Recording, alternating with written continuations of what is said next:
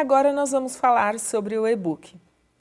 Nosso e-book Educação e o Convite para Pensar, Pressupostos Filosóficos da Educação Brasileira, vai trazer até você essas reflexões que passam pela construção do que nós temos como educação hoje no Brasil e os seus pressupostos filosóficos.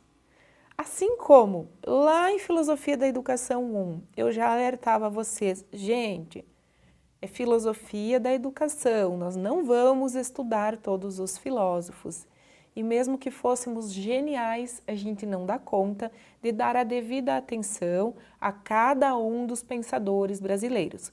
Por isso eu fiz algumas escolhas e vocês também têm autonomia para, nas pesquisas de vocês, inserir, agregar valor, conhecendo outros educadores que, tenho certeza, também contribuíram para essa trajetória da educação no nosso país.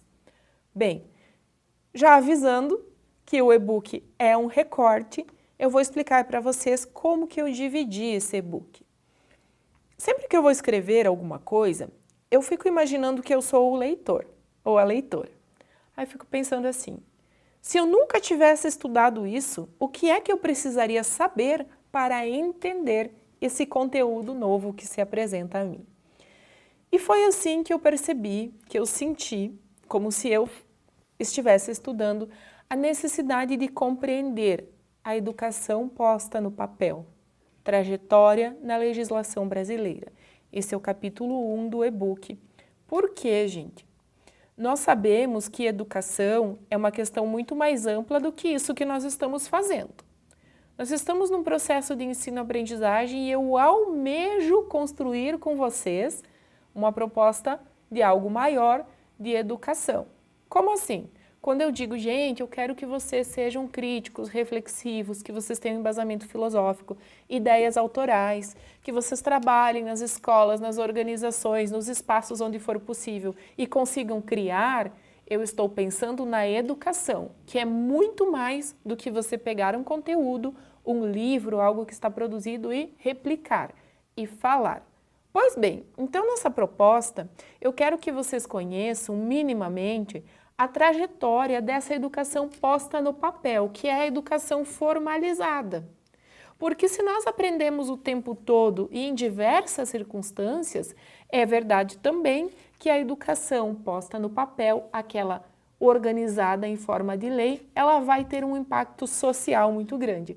Por isso que sempre estamos discutindo, reformando e olhando as reformas que estão sendo feitas na área da educação, porque isso realmente muda tudo, muda o jogo e dá algumas diretrizes de como as coisas vão funcionar, vão ser operacionalizadas.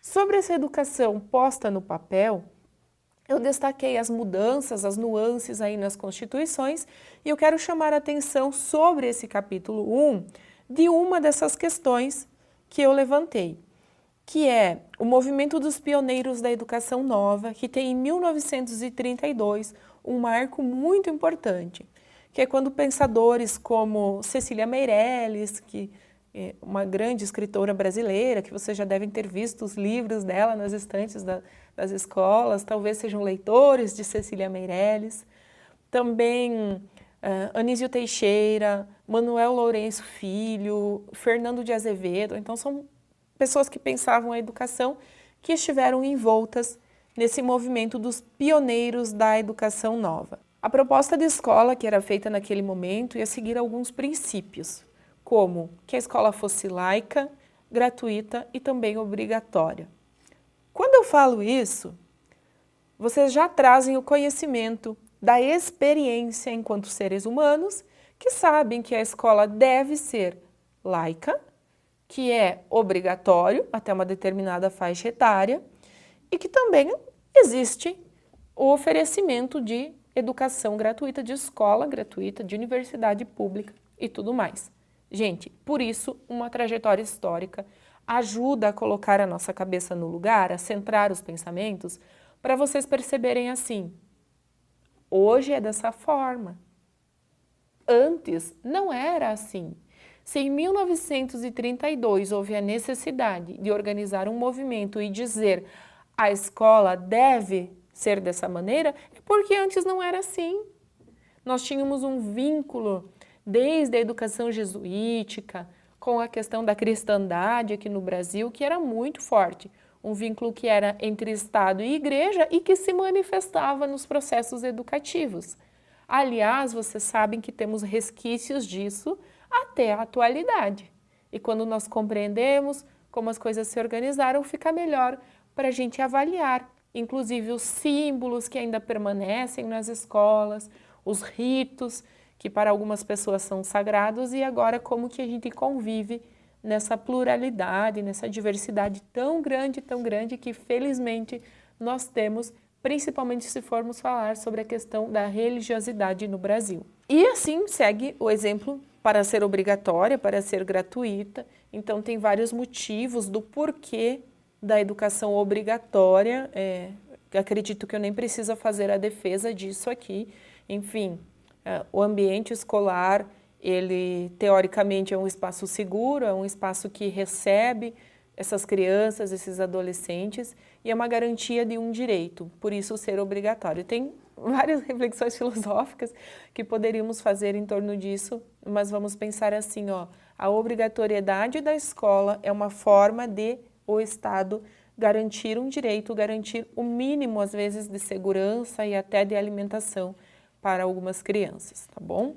E aí, feito isso, ou seja, olhando que aí no texto vocês vão encontrar mais pontualmente a questão da legislação, das constituições ali citadas, mesmo que de uma forma breve, em questões pontuais dessas mudanças em torno da educação, nós vamos passar para a segunda parte, para o segundo capítulo do e-book, que se chama Reflexões sobre o ato de educar. Em Reflexões sobre o ato de educar, eu trago, de novo, importantes pensadores brasileiros que se debruçaram sobre essa perspectiva do que é a educação, de como a educação deve acontecer. E, de novo, gente, se nós temos um modelo hoje, o qual nós temos como consenso de qual seria o modelo ideal, de como a escola deve ser, de como a educação deve ser, isso se deve às transformações que foram acontecendo.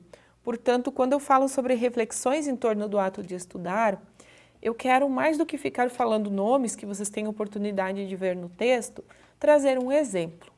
Porque eu, professora Caroline, acredito que os exemplos conectam as pessoas e fica mais fácil de compreender. Como eu sou da história, adivinhem para onde eu vou? Lá para a história, isso mesmo. Então eu falei sobre o movimento dos pioneiros da educação nova, que foi lá no período do governo Vargas, e agora eu trago para vocês uma outra informação, que talvez vocês se lembrem, talvez não, de que no período Vargas teve um período ditatorial.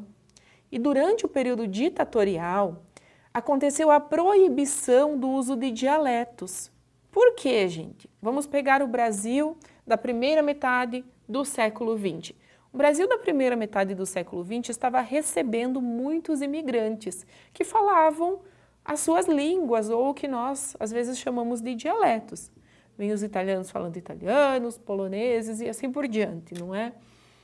Pois bem, naquela época, dentro do contexto de construção do nacionalismo, de firmar territórios da nacionalidade que estava sendo construída, julgou-se que era importante proibir o uso dessas línguas estrangeiras, ainda mais no ambiente educacional. Gente, hoje não é um luxo uma escola bilíngue? Já pensaram nisso? Como hoje nós temos um incentivo, inclusive na educação gratuita, pelo menos de uma língua estrangeira, e algumas escolas conseguem até pôr o espanhol é língua estrangeira também, gente, não é porque é pertinho de nós que nós sabemos tudo. Então, conseguimos oferecer aos estudantes valorizando essa questão da língua estrangeira. O que é que isso tudo tem a ver com filosofia da educação e por que eu dei essa, parece até uma volta enorme na explicação. Então, eu vou centralizar para que vocês compreendam mais.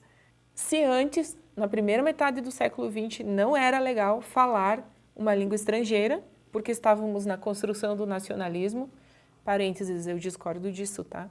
mas era assim, digamos que existia um determinado consenso na época.